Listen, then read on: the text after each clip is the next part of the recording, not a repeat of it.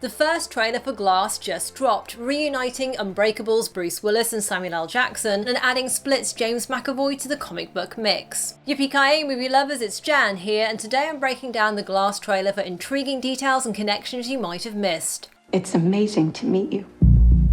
Notice the purple glow that flashes over the Universal logo towards the start of the trailer. That's a nice nod to the colour that's been associated with our titular character Glass since he first appeared in the movie Unbreakable back in 2000. And when we see Elijah aka Mr. Glass, Kevin Wendell Crumb and David Dunn together in this scene, each of them is wearing their signature colour from either Unbreakable or Split. Glass is in purple, Dunn is in green, albeit a very pale one, and Kevin is in yellow. These colours are also reflected in the design of the villain and superhero in the first comic book that a young Elijah was given by his mother in Unbreakable. And this colour scheme is also evident in the comic book store later in the trailer, where the hero section is bathed in green light and where the villains section is in purple.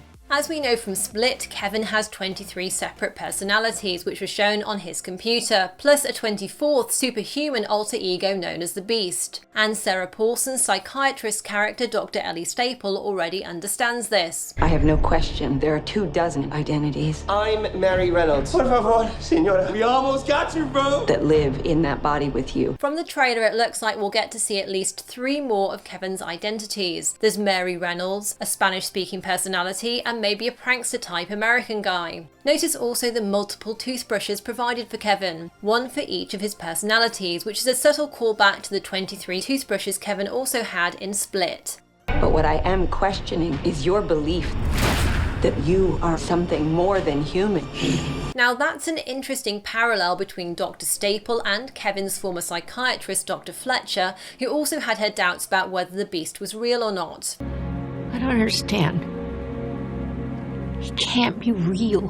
There must be limits to what a human being can become. Of course, we know that the Beast was very real in Split, and it seems like Mr. Glass probably knows that too, or perhaps he even had something to do with Kevin's backstory. There's an interesting shot of Glass looking at a comic book where a character is prizing open steel bars, in a shot that's very reminiscent of the end of Split, where the Beast tried to break into the cage that Casey had locked herself into.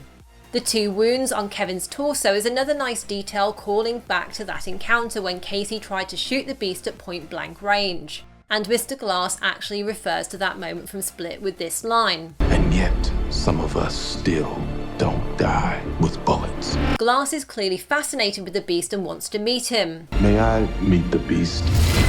I hope for your sake that he likes you. That sounds like the bad guys teaming up. I wonder if by bad guys, Glass is not just referring to himself and the Beast joining forces, but he's actually also referring to the Horde, which is the name the news report gave to Kevin at the end of Split. Because of his many personalities, he is being called the Horde. Remember also in Unbreakable that Glass was interested in a comic book called Sentryman and the Coalition of Evil. And interestingly, some of that cover appears in the Comic-Con poster art for Glass. I have a feeling that Mr. Glass is planning to manipulate Kevin for his own ends. Think back to what his mother said in Unbreakable. There's the soldier villain who fights the hero with his hands.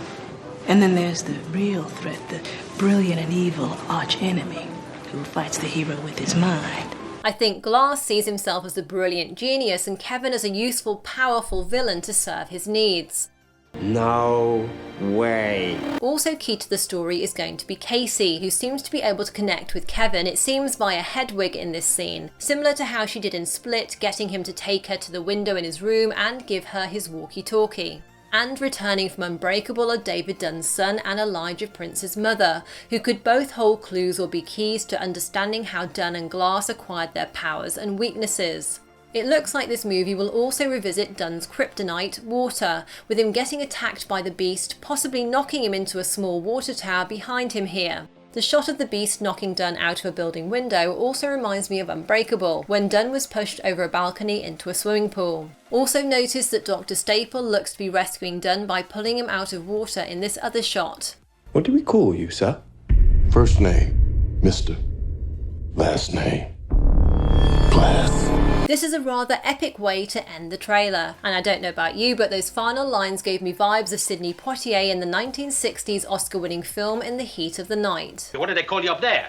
They call me Mr. Tibbs. So what do you think about the Glass trailer, and did you spot any other interesting details, or do you have any theories about the movie? Leave me your comments and thoughts below, and if you enjoyed this, a like is really appreciated. Tap left to check out more of my comic book movie videos, or tap right for another video you're sure to like. Thanks for watching and see you next time, yippee-ki-yay movie lovers!